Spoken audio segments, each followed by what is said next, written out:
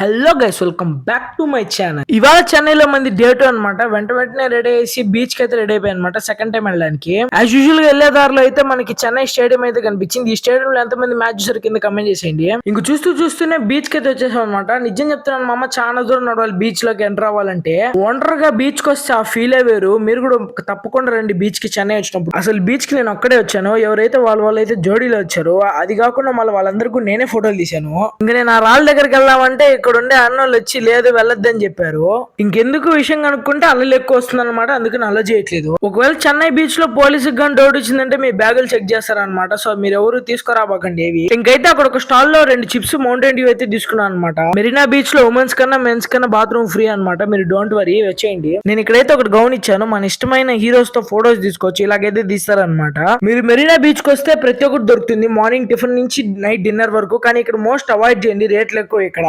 So ఇక్కడైతే మంచిగా avoid చేసేయండి, హైజీన్ గా ఉండదు. సరే మరి నెక్స్ట్ వీడియో కలుసుకుందాం. బై.